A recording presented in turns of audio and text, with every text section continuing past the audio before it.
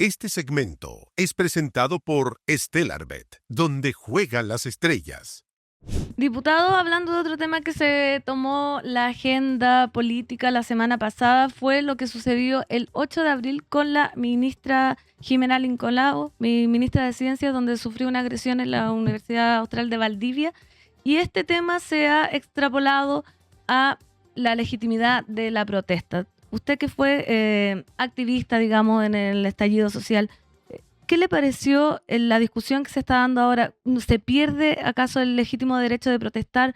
¿Cómo vio este suceso que sucedió el 8 de abril? No me parece bien, me parece que hay otras formas de expresar nuestras legítimas diferencias con el gobierno. Entiendo la molestia de los estudiantes, creo, por lo que sé, se movilizaron por este tema de las becas, eso es lo que yo entiendo, pero no me parece que haya sido la forma correcta. Ahora, sí es claro, y durante estos días subsiguientes de que ocurrió el hecho, es que el gobierno aprovechó esta instancia para tomar la agenda. Le vino muy bien que ocurriera esto en términos de agenda, y creo que hay un aprovechamiento de la situación. Eso es bastante evidente.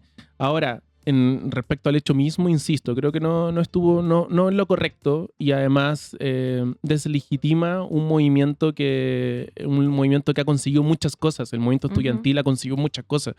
Si hoy tenemos gratuidad, por ejemplo, es por la movilización de los estudiantes.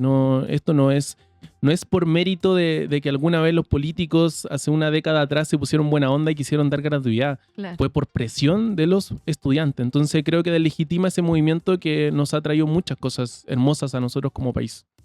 Pero en esa línea, ¿no cree que la agresión que sufrió la ministra Lincolao, que estaba en la inauguración del año académico en el campus Isla Teja de la Universidad Austral de Valdivia, y que donde la protesta tenía que ver con temas que la mayoría no tenían que ver con áreas de su cartera? Algunos sí, las becas que tenían que ver con temas de ciencia y conocimiento, pero la mayoría eran de educación, algunos de temáticas generales políticas, fueron representadas en ella por ser representante del gobierno de José Antonio Kast.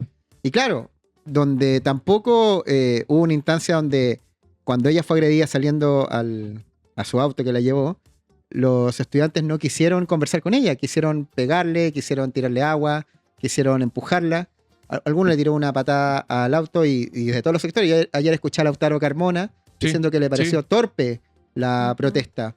Entonces, ¿cómo se puede entender una protesta, un malestar frente a un gobierno, un punto de vista distinto cuando pasan cosas como esta? Que yo creo que a la causa, cualquiera sea esta, no le hizo ningún favor. No, para nada. No, sí, por eso insisto en el punto. A mí no me parece bien en muchos aspectos. No me parece bien desde esta perspectiva que que justo estábamos conversando antes de este espíritu de diálogo que tenemos que levantar. No me parece bien en términos tácticos. Cambió la agenda, creo que no es lo que correspondía. Y en términos de cómo lidiamos con esto y cómo deslegitima el movimiento social, no, creo que no nos hace bien y no fue lo correcto. Ahora, a mí también me llamó la atención que cuando me dijeron esta noticia el miércoles pasado, creo que fue, y me dijeron, bueno, pasó esto con la ministra de Ciencia. Y yo dije, igual, pero ¿por qué? ¿Quién es la ministra de Ciencia? Yo ni siquiera sabía cuál era su nombre. Entonces, fue extraño, ¿no? Como bien dices tú, pareciera que ella tampoco estaba a cargo de las carteras de estas demandas. Entonces, fue curioso y insisto, a mí no me parece lo correcto. Es que en ese sentido, yendo a la protesta social, porque, claro, este gobierno uno se pregunta ¿desde dónde va a venir la oposición? Y uno piensa automáticamente en la oposición política institucional, que son la bancada de los partidos como el Partido Comunista, el Partido Socialista, el Frente Amplio, el Partido Liberal, el PDG, que también se autodefine como oposición, pero hay otra oposición que es la ciudadanía, la que no está de acuerdo con medidas, la que usa el legítimo derecho a manifestarse, a marchar, pero ahí tácticamente, nuevamente, uno dice ya, políticamente se está armando una oposición en el Congreso. Pero ¿y el movimiento ciudadano, el movimiento estudiantil, el movimiento sindical, los movimientos medioambientales? Pareciera que tampoco están consolidados como una unidad para hacerle frente a políticas que discrepen. Y cuando los vemos actuar, en este caso, el movimiento estudiantil, que fue muy importante, usted mismo lo dijo, para la gratuidad, el 2006, el 2011, pareciera, voy a ocupar la palabra de Lautaro Carmona, del Partido Comunista, muy torpe. Entonces, si vemos la primera manifestación ahí, hay movimientos que estén no siendo torpes en este momento, porque o no los vemos O Ujú. su primera manifestación fue, reitero la palabra como Marasedini, torpe. Sí, interesante lo que planteas, porque yo comparto el análisis. Creo que hay un actor que ha sido muy relevante en nuestra historia reciente, que ha empujado agendas.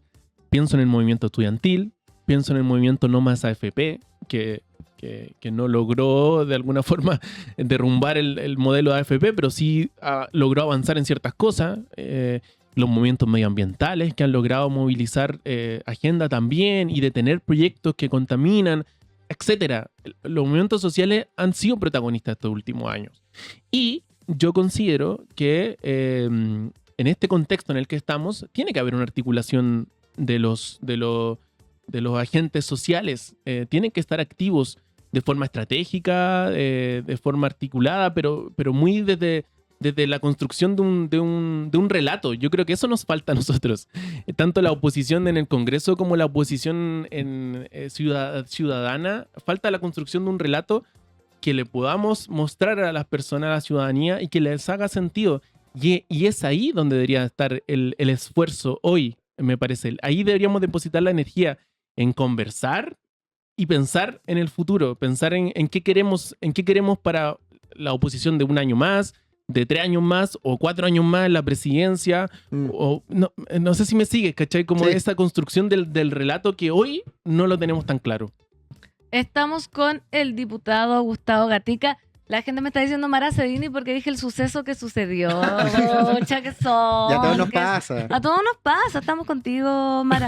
Hablando de la vocera, diputado, se ha criticado mucho su estilo, su gestión. Usted que está dentro del Congreso, dentro de ahí donde las papas queman, ¿es una pose de la vocera? ¿La conoce más a fondo? ¿Cómo se vive en el Congreso el desempeño de... Quiero decir que la vocera Marasedini? tenía que ir 2 veces la semana pasada al Congreso y las 2 veces no fue, y hoy día sí va. Tiene en la Comisión de Cultura para hablar el tema de Televisión Nacional de Chile, que corresponde a su cartera, que por cierto tiene ¿Viste? nuevo presidente. No la molesta, a todos nos pasa. Suceso que ocurrió. Ya. Bueno, justamente iba a decir lo mismo. Nosotros no hemos tenido la oportunidad de presenciar su presencia ahora ¿Ven? en el Congreso. Ahora, el análisis que tengo yo de ella no es nada nuevo. Yo creo que hay un consenso social de izquierda a derecha de que no ha sido óptimo su rendimiento como vocera. Ahora, es interesante pensar por qué la eligieron. Porque ella no es una persona de experiencia. Se improvisó en ese cargo. Improvisó en el sentido de que no se sabía cómo lo iba a hacer, porque Ujú. no ha estado en ese rol ni tampoco en nada parecido. Pero sí, nosotros la conocimos, o al menos voy a hablar por mí, la conocí por estos reels que me salían de su participación en Sin Filtro, siendo muy agresiva en el tono y en lo que proponía. Entonces pareciera que el gobierno también buscaba eso en su vocería.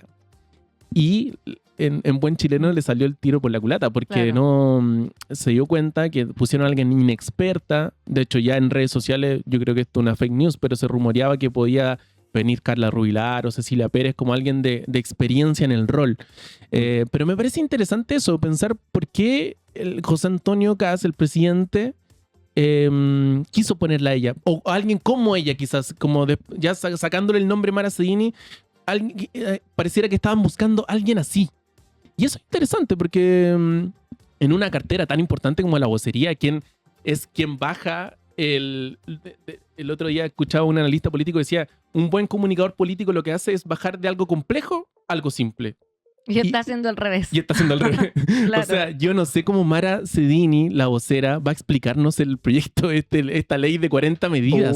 Sí. El plan Quirós. El plan Quirós, como llamamos ahora el plan Quirós. Sí, el plan Quiro.